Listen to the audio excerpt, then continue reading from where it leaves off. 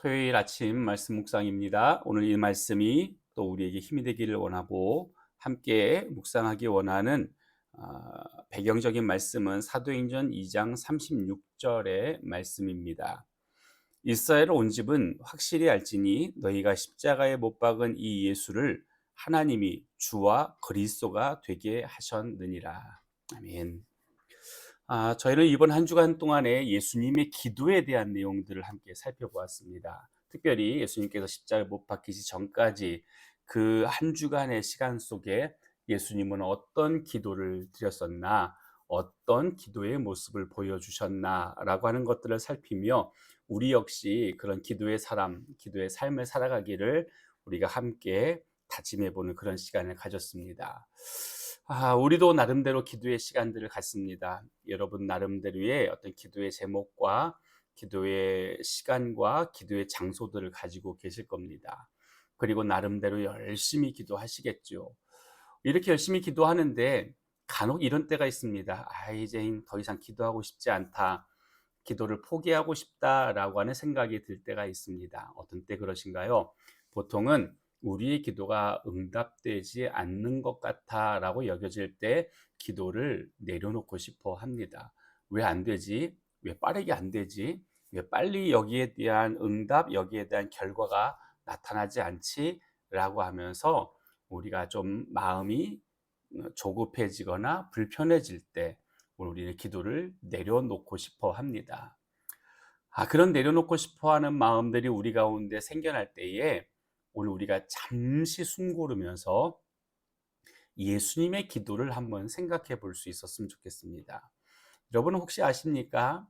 예수님의 기도, 특별히 어떤 환자와 불편한 자들을 위한 기도, 앞을 보지 못하는 자, 말을 못하는 자, 일어서지 못하는 자들을 향한 기도는 사실 성경을 보면 바로 그 즉시, 즉각 기도의 응답이 있었던 것을 보게 됩니다. 그런데 예수님께서 이 땅에 오신 궁극적인 사역의 목적은 거기에 머무르지 않지요.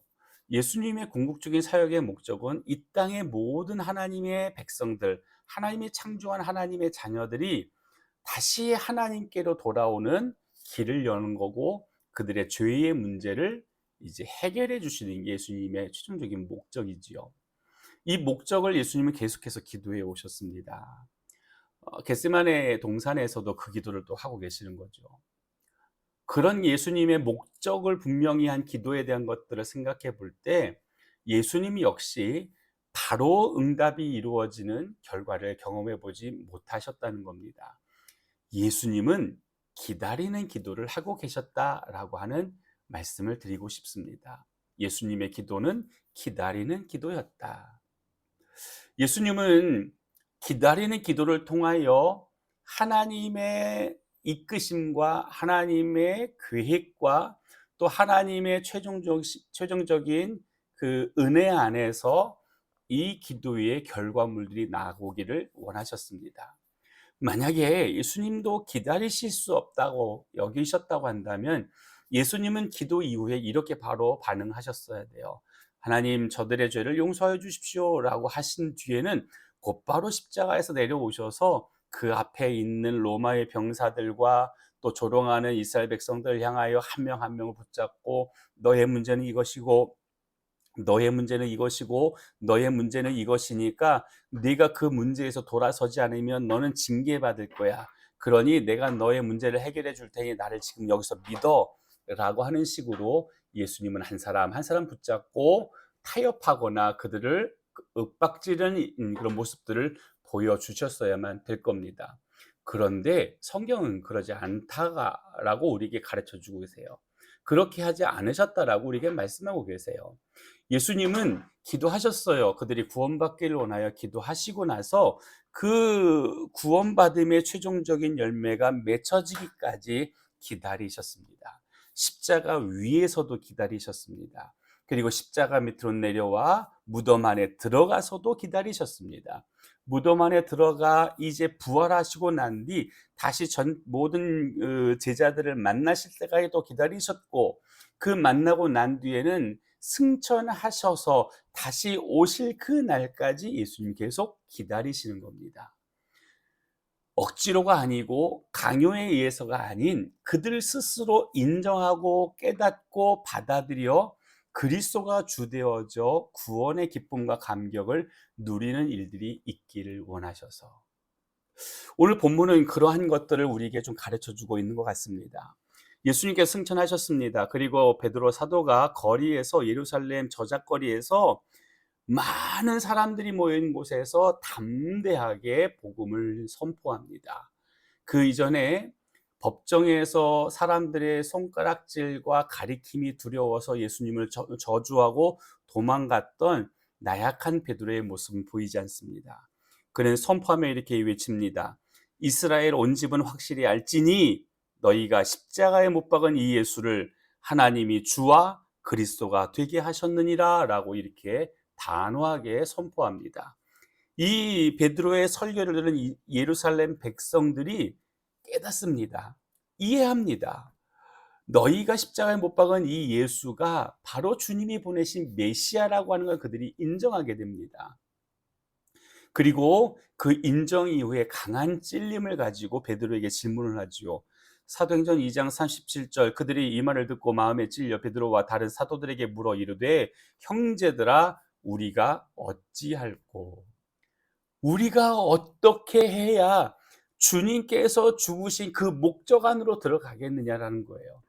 예수님께서 죽으신 그 목적의 영역 안으로 우리가 들어가 그 목적에 부합한 삶을 이제 우리가 다시 살 수 있겠냐라고 하는 질문을 하는 겁니다. 그때 베드로가 얘기합니다. 너희가 회개하여 각각 예수 그리스도의 이름으로 침례를 받고 죄 사함을 받으라. 그리하면 성령을 선물로 받으리니라고 이야기합니다.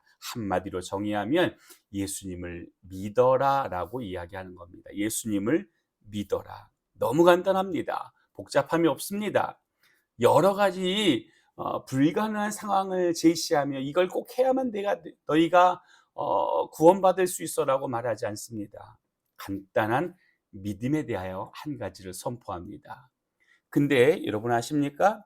이 처음 첫 그 열매가 맺히기까지 주님께서 십자가에 못 박혀 죽으심으로 이 땅 가운데에서 맺혀지기 원하셨던 그 열매 맺음의 첫 열매가 맺어지기까지 장장 2달 이상의 시간이 걸리셨다라고 하는 것이고 지금 이 시대에 또 여기에 있는 이스라엘 백성들처럼 예수님이 어떤 분인지를 깨닫고 찔려 내가 어찌할꼬라고 하며 믿음의 영역 안으로 들어올 사람들이 아직 있다고 할 때 그들까지 생각한다고 한다면 정말 오랜 시간 동안 예수님은 기다리고 계시는 겁니다. 그 기도의 결과물, 열매가 맺혀지기까지 예수님은 기다림의 기도를 우리 가운데 보여주셨습니다.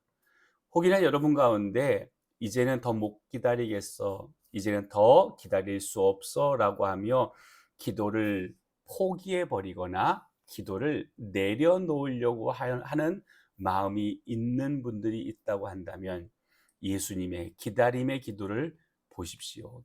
깨달으십시오. 그래서 그 기다림의 은혜를 누리십시오. 주님은 반드시 응답하십니다.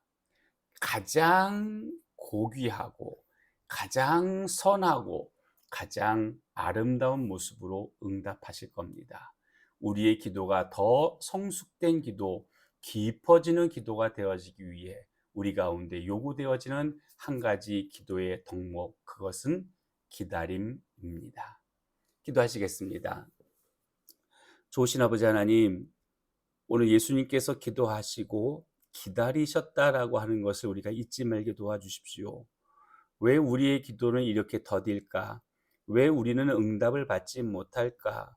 왜 우리의 기도는 하나님이 듣지 않는 것 같을까라고 하는 마음이 우리 가운데 유혹으로 미혹으로 다가설 때에 주님도 기도 이후에 기다리셨다라고 하는 것을 잊지 말고 우리가 계속해서 주님이 응답하실 것에 대한 기대함과 함께 더불어 기다리는 기도의 시간들을 갖게 하여 주옵소서.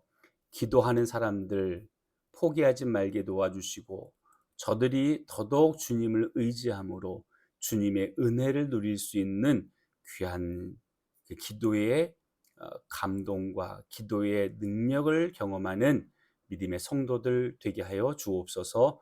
예수님의 이름으로 기도합니다. 아멘.